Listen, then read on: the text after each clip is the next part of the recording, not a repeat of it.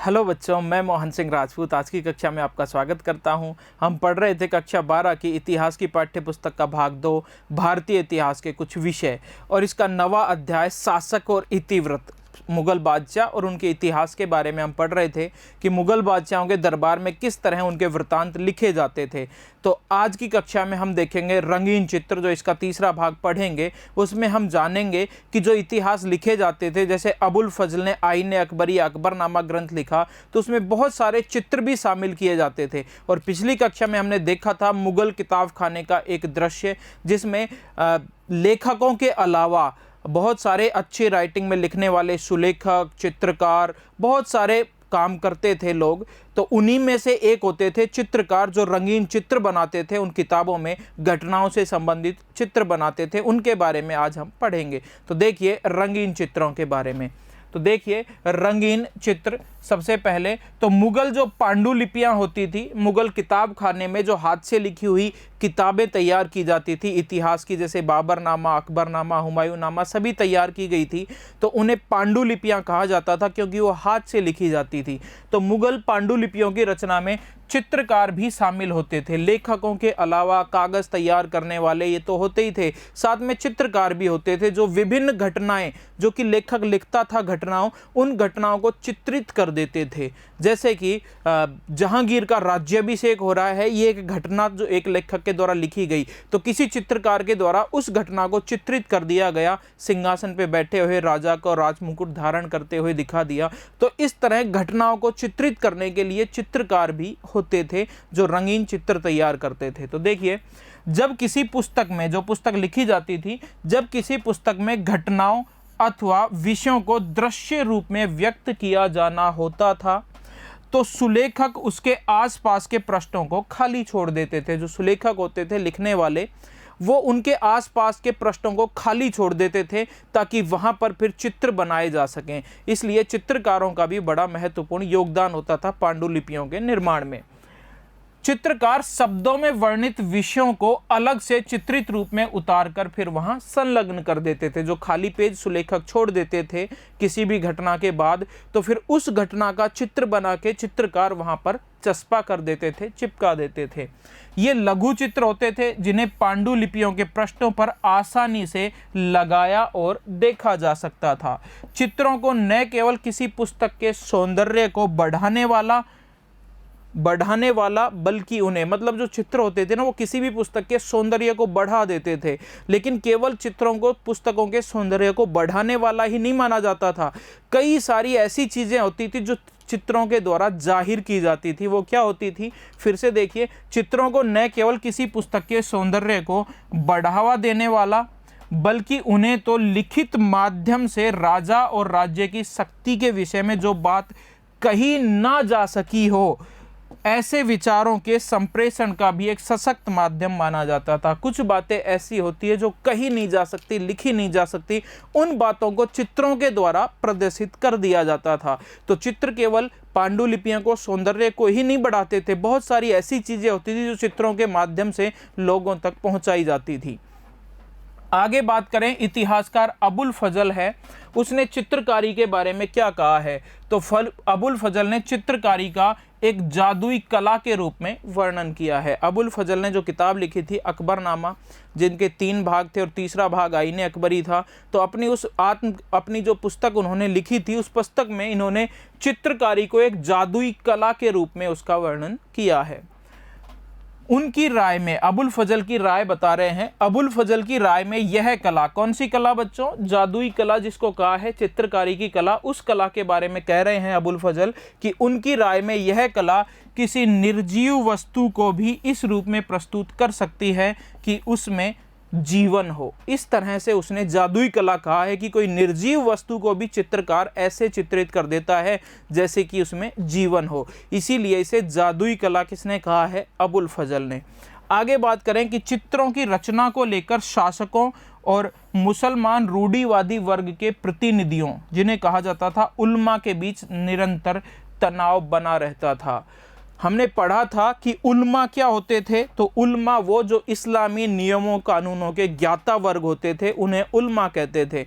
और इस्लाम वर्ग के जो रूढ़िवादी लोग थे, खास करके जो कानून के प्राचीन ज्ञाता लोग थे, बुजुर्ग लोग थे, वो इस चित्रकारी को गलत मानते थे कि चित्रकारी करना गलत है। और शासक जो है बहुत सारे चित्र बनवाता था, इसलिए उल्मा वर्ग और शासकों के बीच कई सारे तनाव रहते थे चित्रों को लेकर। अब ये क्यों रहते थे, तो देखिए बच्चों, उल्मा कुरान के साथ हदीस, जिसमें पैगंबर मोहम्मद के जीवन से एक ऐसा प्रसंग वर्णित है में प्रतिष्ठापित मानव रूपों के चित्रण पर इस्लामी प्रतिबंध का आह्वान किया है। देखिए, इस्लाम धर्म है, इस्लाम धर्म के संस्थापक कौन थे? पैगंबर मोहम्मद साहब। और पैगंबर मोहम्मद साहब से जुड़ी हुई घटनाएं, जो उनके जीवन से जुड़ी हुई घटनाएं हैं, उनको जहां लिखा गया वह इनका ग्रंथ है हदीस। इस्लाम धर्म का पवित्र ग्रंथ है कुरान। और इस्लाम धर्म के जो ज्ञाता लोग हैं उन्हें कहेंगे उल्मा। तो ये जो उल्मा वर्ग था, ये कहता था कि पैगंबर मोहम्मद ने जीवित वस्तुओं को चित्रित करने से मना किया है, उन पर प्रतिबंध लगाया हुआ है, ऐसा उल्मा वर्ग मानते थे।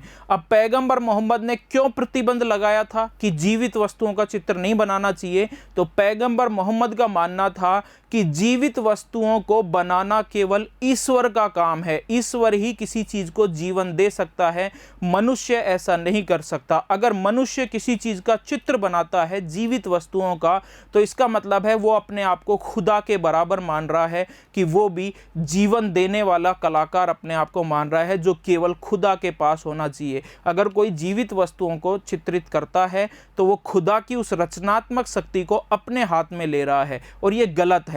ऐसा किसका मानना था? पैगंबर मोहम्मद साहब। और ये बातें लिखी हैं हदीस में। और उल्मा वर्ग ने भी, जैसे मोर, पक्षी वगैरह के चित्र जब बनाए जाते थे मुगल दरबार में, तो उसका विरोध किया था। देखिए, इसको समझिए आगे एक बार फिर से, कि उल्मा ने कुरान के साथ साथ हदीस, जिसमें पैगंबर मोहम्मद के जीवन से एक ऐसा प्रसंग वर्णित है, में प्रतिष्ठापित मानव रूपों के चित्रण पर इस्लामी प्रतिबंध का आह्वान किया। मानव या जीवित वस्तुओं के चित्रण पर प्रतिबंध का आह्वान किया उल्मा वर्ग ने।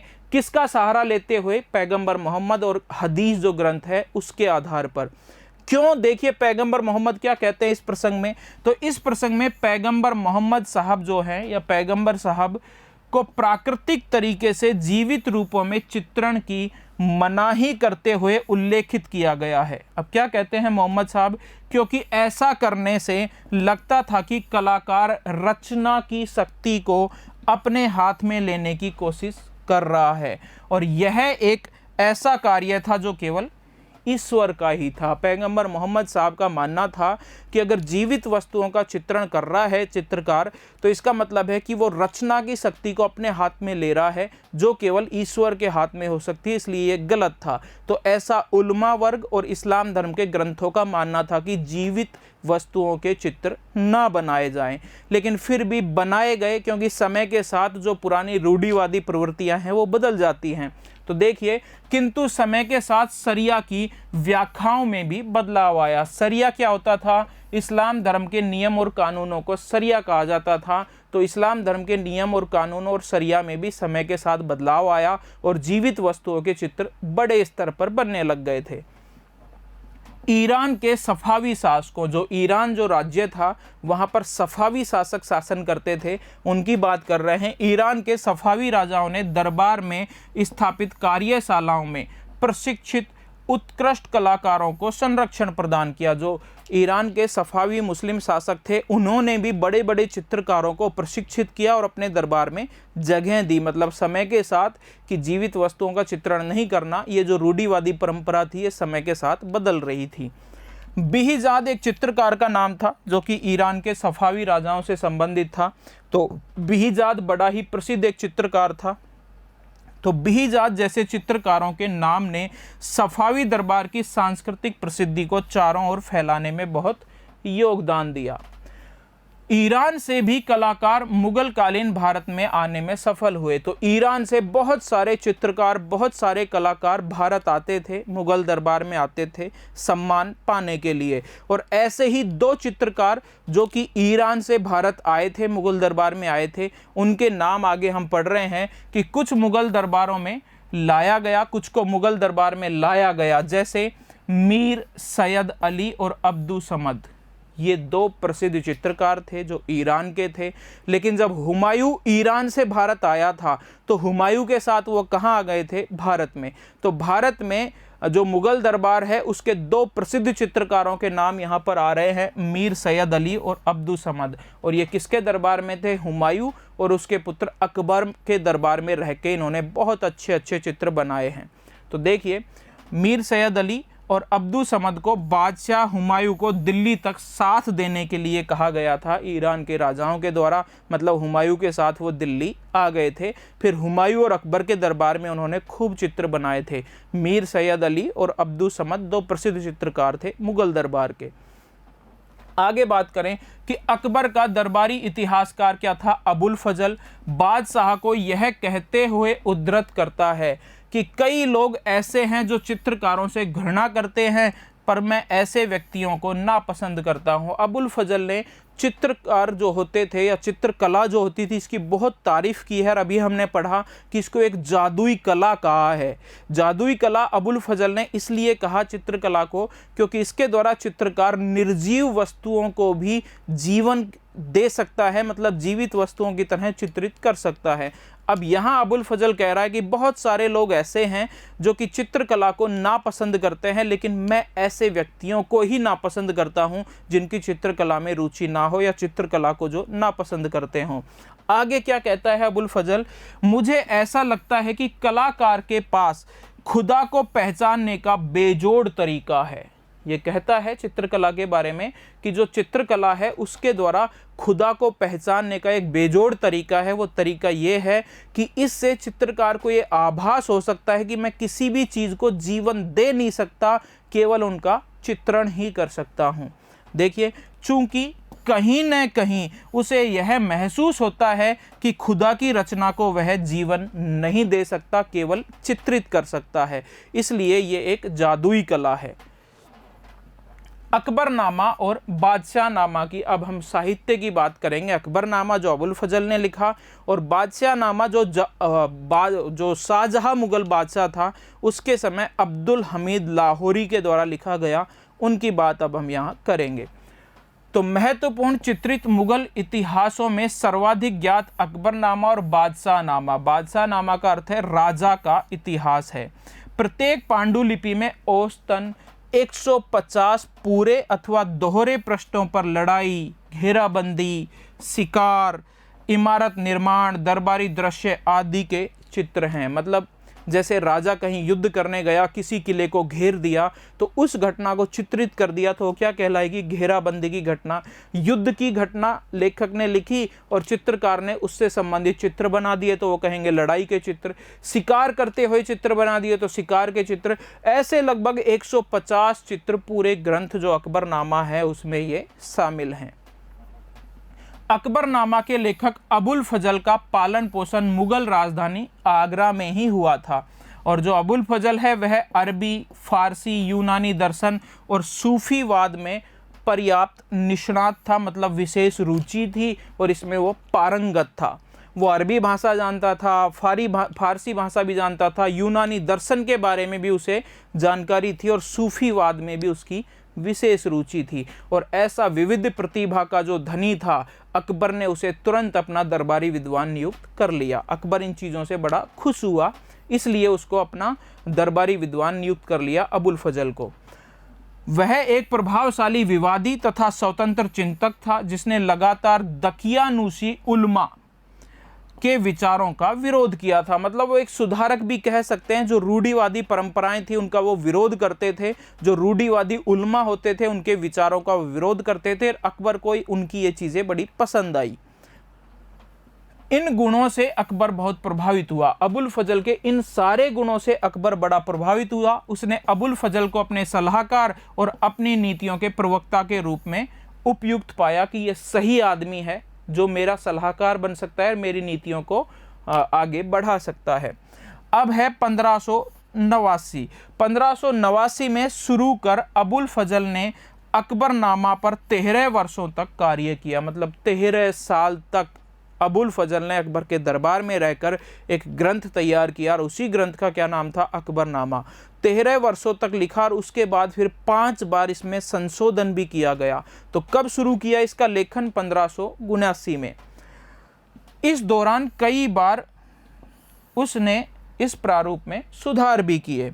अकबरनामा को 3 जिल्दों में विभाजित किया गया। हमने पिछले ही अध्याय में पढ़ा था कि अकबरनामा जो ग्रंथ है यह 3 भागों में विभाजित है। 3 बड़े बड़े इसके भाग हैं, मतलब 3 इसके जिल्द हैं।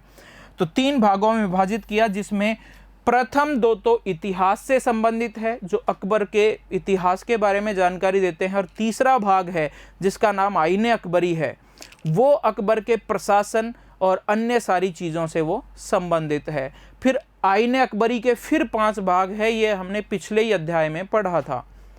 तो तीसरी जिल्द क्या कहलाती है? आईने अकबरी। तो अकबरनामा 13 वर्षों में जाके लिखा अबुल फजल ने, जो अकबर के दरबार में था।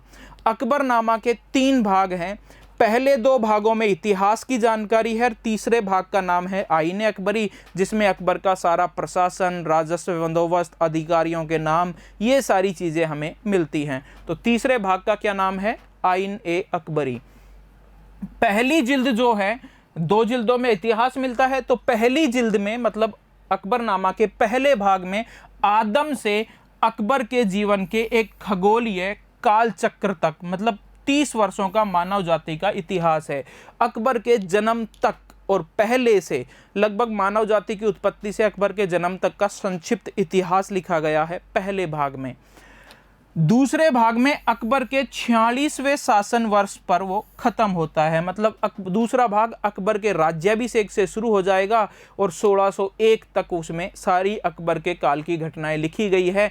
अकबर के शासन के 46 वर्षों का इतिहास दूसरे भाग में लिखा गया है।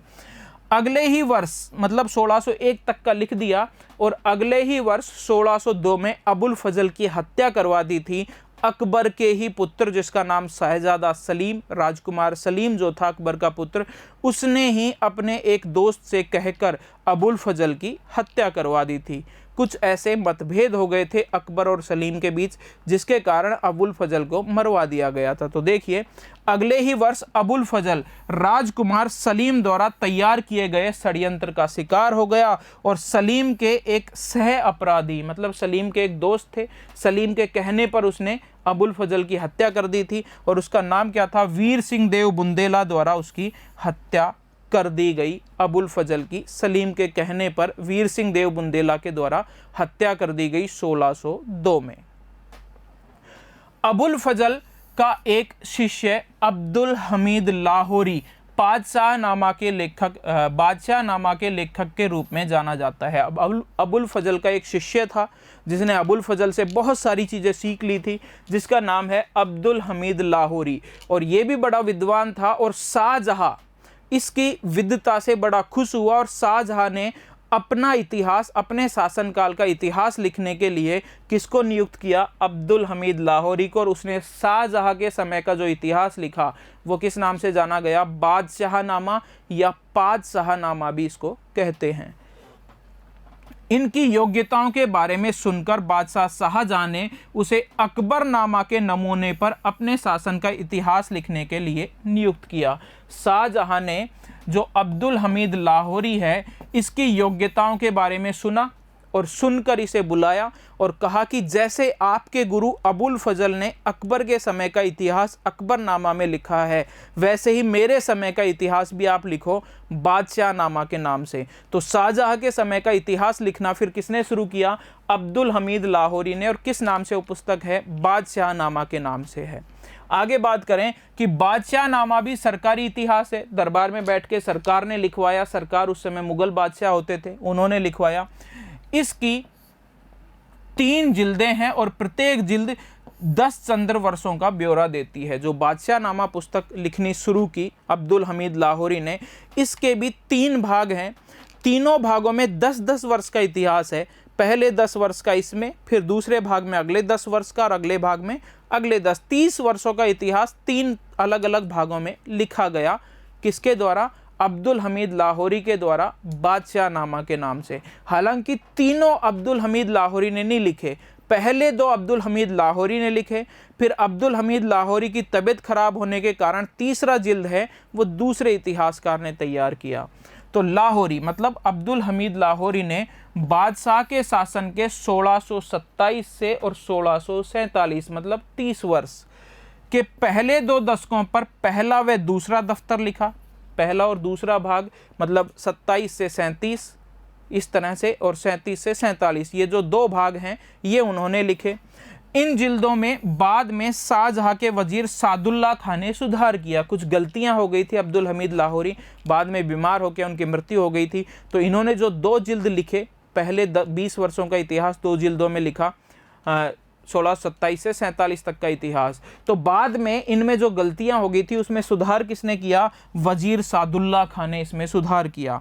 बुढ़ापे की असक्तताओं की वजह से लाहौरी तीसरे दशक के बारे में न लिख सका, जिसे बाद में किसने पूरा किया? इतिहासकार वारिस ने इसे पूरा किया, इसे लिखा। तो बादशाहनामा पुस्तक है, शाहजहां के समय के इतिहास की जानकारी देता है।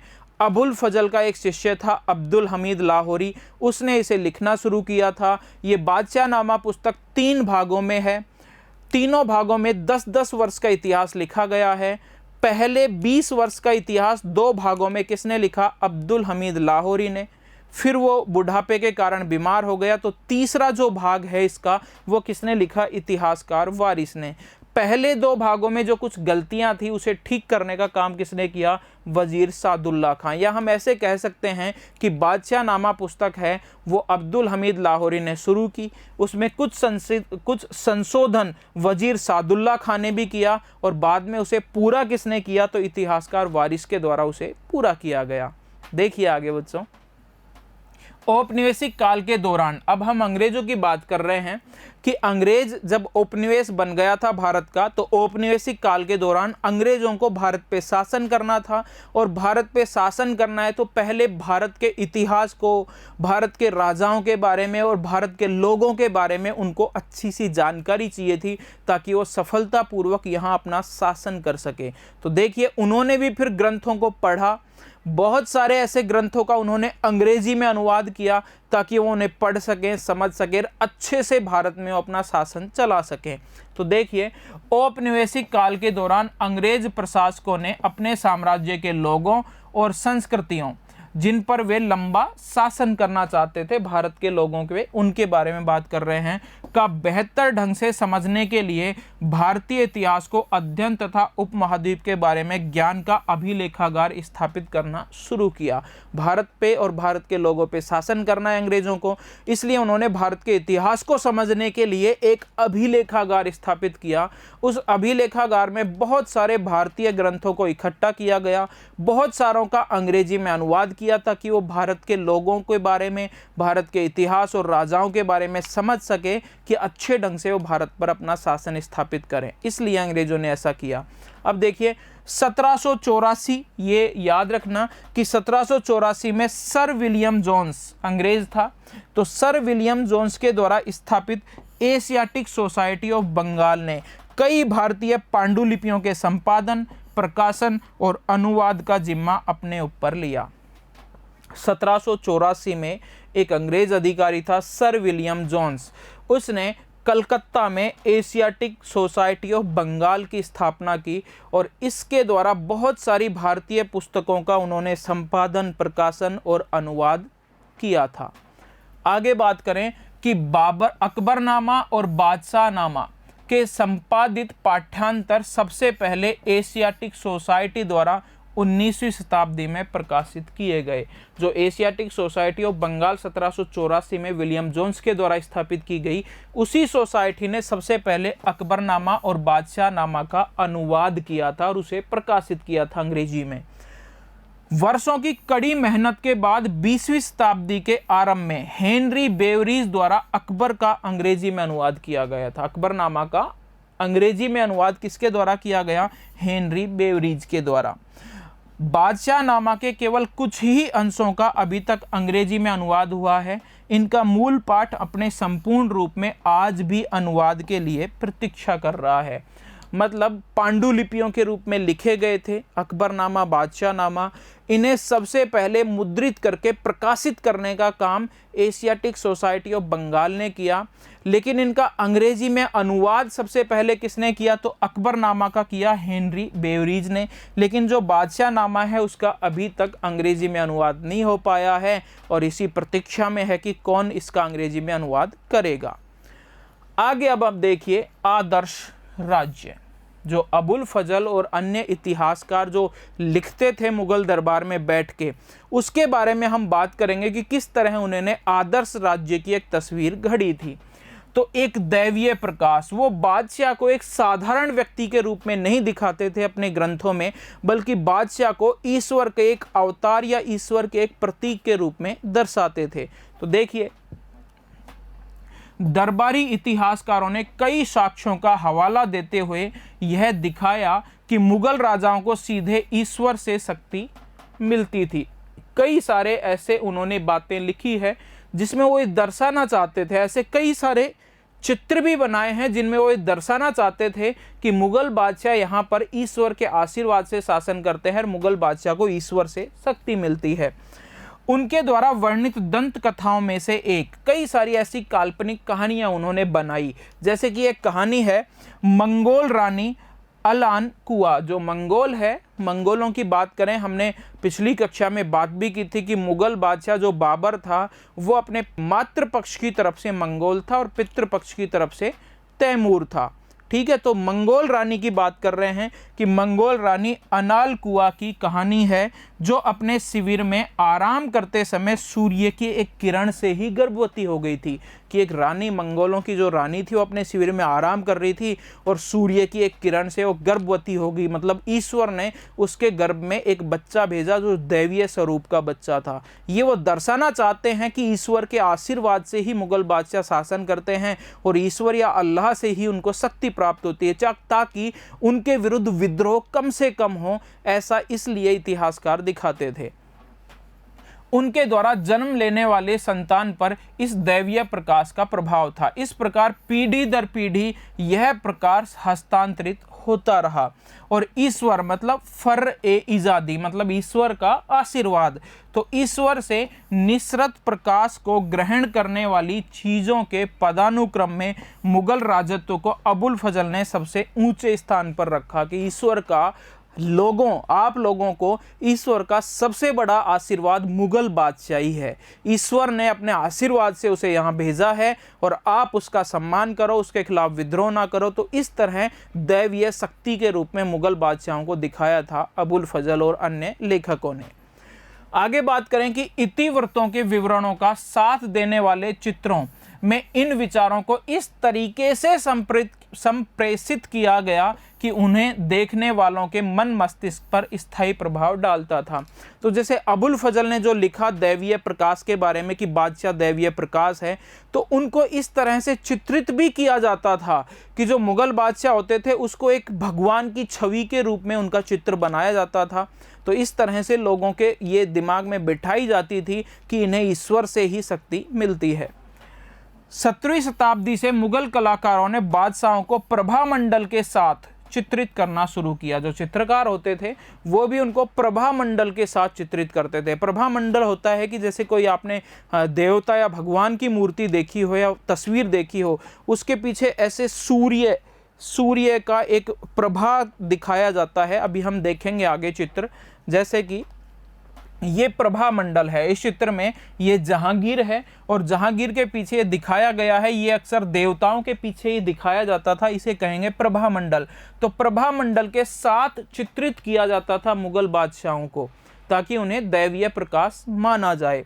तो देखिए, चित्रित करना शुरू किया चित्रकारों ने। ईश्वर के प्रकाश के प्रतीक रूप इन प्रभामंडलों को उन्होंने ईसा और वर्जिन मेरी के यूरोपीय शैली में देखा था। मतलब यूरोपीय शैली के जो चित्रकार थे वो अक्सर अपने देवताओं को इस शैली में प्रस्तुत करते थे प्रभामंडल के साथ। बाद में मुगल चित्रकारों ने भी अपने बादशाहों को प्रभामंडल के साथ चित्रित करना शुरू किया ताकि उन्हें दैवीय प्रकाश का एक स्रोत माना जाए।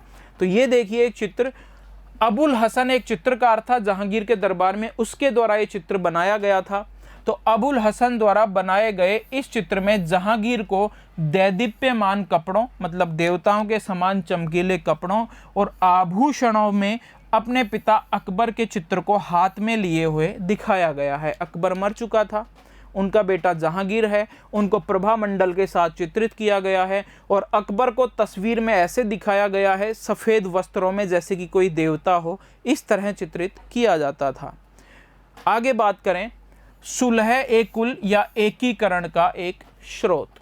जो मुगल बादशाह अकबर था उसने देखा कि बहुत सारे विवाद होते थे, धार्मिक विवाद। हम बात करें कि मुगल बादशाहों का जो प्रजा थी, उनका जो साम्राज्य था, उसमें हिंदू भी होते थे, मुसलमान भी होते थे, कुछ ईसाई भी होते थे, यहूदी भी होते थे। तो अनेक धर्म को मानने वाले लोग उनके साम्राज्य में रहते थे और उनके बीच काफ़ी वाद विवाद रहता था। अकबर ने इस वाद विवाद को ख़त्म करने के लिए एक नई धार्मिक नीति शुरू की, बस उसी का क्या नाम है, सुलह-कुल की नीति। अब उसी के बारे में हम यहाँ समझेंगे। तो देखिए मुगल इतिवृत्त, जो मुगल इतिहास है, तो मुगल इतिवृत्त साम्राज्य को हिंदुओं, जैनों, जरतुस्तियों और मुसलमानों जैसे अनेक विभिन्न नृजातीय और धार्मिक समुदायों को समाविष्ट किए हुए साम्राज्य के रूप में वो प्रस्तुत करते हैं।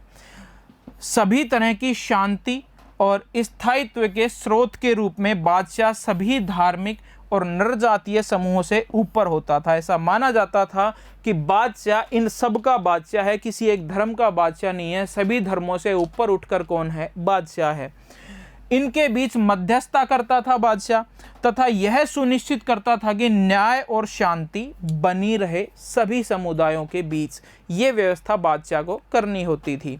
आगे बात करें कि अबुल फजल सुलह-ए-कुल, मतलब सुलह-कुल का मतलब है पूर्ण शांति के आदर्श को प्रबुद्ध शासन की आधारशिला बताता है कि सही तरीके से शासन अगर बादशाह को करना है तो ये आधारशिला है और वो है सुलह-ए-कुल।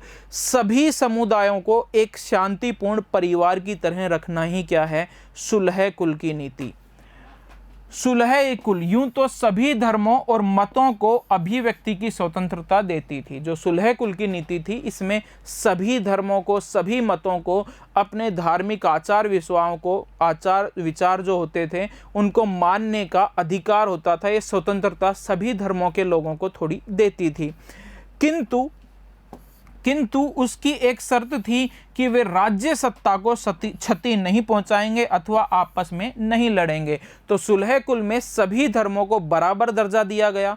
सभी धर्मों को मानने वालों को अपनी पूजा और कर्मकांड करने की स्वतंत्रता दी गई, लेकिन ये शर्त होती थी कि वो अपने एक लिमिटेशन में रह के ही धर्म का पालन करेंगे, आपस में लड़ेंगे नहीं और राज्य सत्ता को किसी तरह की क्षति वो लोग नहीं पहुंचाएंगे। सुलह-कुल का आदर्श राज्य नीतियों के जरिए ही लागू किया गया था। अकबर ने 1563 में तीर्थ यात्रा कर तथा 1564 में जजिया कर को समाप्त कर दिया, क्योंकि ये दोनों कर धार्मिक पक्षपात पर आधारित थे। बताया कि अकबर ने ही सुलह-ए-कुल की नीति लागू की थी, सभी धर्मों को बराबर अधिकार दिए गए थे इसमें, और अकबर ने कई सारी ऐसी चीज़ें जो उसके दरबार में थी जो धार्मिक भेदभाव के आधार पर लागू की गई थी। जैसे जो तीर्थ यात्रा कर होता था वो मुसलमानों के अलावा हिंदू या अन्य लोग जब अपने पवित्र तीर्थों के दर्शन करने तीर्थ यात्रा पे जाते थे तो उनसे शुल्क लिया जाता था, कर लिया जाता था। अकबर को लगा कि ये तो धार्मिक भेदभाव का प्रतीक है और जजिया कर की बात करें कि जजिया कर गैर मुसलमानों से वसूल किया जाने वाला कर होता था। जजिया कर पिछली कक्षा में हम विस्तार से इसकी चर्चा कर भी चुके हैं। तो अकबर को ये दोनों कर ही ऐसे लगे कि ये धार्मिक भेदभाव का प्रतीक है, जबकि सुलह कुल की नीति में सभी धर्मों को बराबर माना गया था। तो अकबर ने ये धार्मिक भेदभाव के प्रतीक दो कर थे, इनको समाप्त कर दिया था। फिर से ध्यान दीजिए कि अकबर ने तीर्थ यात्रा कर कब समाप्त किया? 1563 में। और अकबर ने जजिया कर कब समाप्त किया? 1564 में। क्योंकि ये धार्मिक पक्षपात पर आधारित थे, इसलिए अकबर ने इन्हें समाप्त कर दिया था। साम्राज्य के अधिकारियों को प्रशासन में सुलह कुल के नियम का अनुपालन करने के भी निर्देश दिए गए थे। अधिकारियों को भी सुलह कुल की नीति को लागू करने के निर्देश दिए गए थे कि सभी धर्मों को बराबर माना जाए, सभी को समान न्याय प्रदान किया जाए। सभी मुगल बादशाहों ने उपासना स्थलों के निर्माण व रखरखाव के लिए अनुदान भी दिए थे। ऐसे हमें कई उदाहरण अपनी पुस्तक में मिलते हैं कि मुगल बादशाहों ने गिरजाघर, मंदिर, मस्जिद सभी को बनाने के लिए अनुदान दिए थे। यहाँ तक कि युद्ध के दौरान जब मंदिरों को नष्ट कर दिया जाता था तो बाद में उसकी मरम्मत के लिए भी अनुदान जारी किए जाते थे। ऐसे भी हमें उदाहरण मिलते हैं। ऐसा हमें शाहजहां और औरंगजेब के शासनकाल से पता चलता है। हालांकि जो औरंगजेब है उसकी नीति थोड़ी अलग थी, वो थोड़ी अन्य मुगल बादशाहों के मुकाबले थोड़ा कट्टर था, इस्लाम धर्म को ज़्यादा महत्व देता था। तो हालांकि औरंगजेब के शासनकाल में गैर मुसलमान जो प्रजा थी उसके ऊपर जजिया कर फिर से लगा दिया गया था। जजिया कर गैर मुसलमानों से वसूल किया जाता था। अकबर ने 1564 में जजिया कर समाप्त कर दिया था, लेकिन औरंगजेब ने जो गैर मुसलमान प्रजा थी उस पर एक बार फिर से जजिया कर लगा दिया था। आगे है सामाजिक अनुबंध के रूप में न्यायपूर्ण प्रभुसत्ता। जो सामाजिक अनुबंध एक सामाजिक समझौता होता था कि सभी को सुलह कुल नीति लागू की जाएगी, सभी के लिए, सभी को बराबर न्याय, धार्मिक स्वतंत्रता सभी को मिलेगी। तो अब हम वही बात करेंगे कि न्यायपूर्ण प्रभुसत्ता के बारे में। तो देखिए, अबुल फजल ने प्रभुसत्ता को एक सामाजिक अनुबंध के रूप में परिभाषित किया है। अबुल फजल क्या कहता है, देखिए आगे। वह कहता है कि बादशाह अपनी प्रजा के 4 सत्वों की रक्षा करता है। बादशाह के क्या काम है? अपनी प्रजा की रक्षा करना, और मुख्यतः 4 चीज़ों की, 4 सत्वों की रक्षा करना बादशाह का जिम्मेदारी है, बादशाह का कर्तव्य है।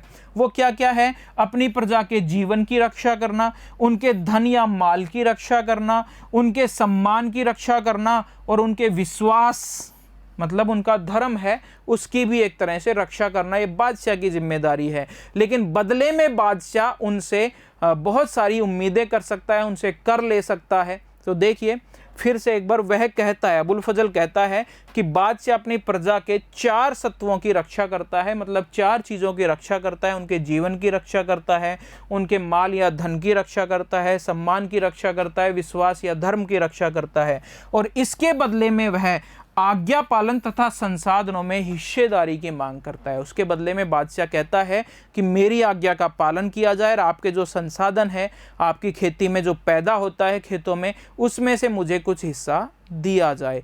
तो ये अबुल फजल ने बादशाह के कर्तव्य, जिम्मेदारी बताई है। आगे बात करें कि केवल न्यायपूर्ण संप्रभु ही शक्ति और दैवीय मार्गदर्शन के साथ इस अनुबंध का सम्मान कर पाते थे। ठीक है बच्चों, उम्मीद है आज की कक्षा आपको पसंद आई होगी। जो हमने पढ़ा वो अच्छे से आपको समझ में आया होगा। मिलते हैं अगली कक्षा में। धन्यवाद।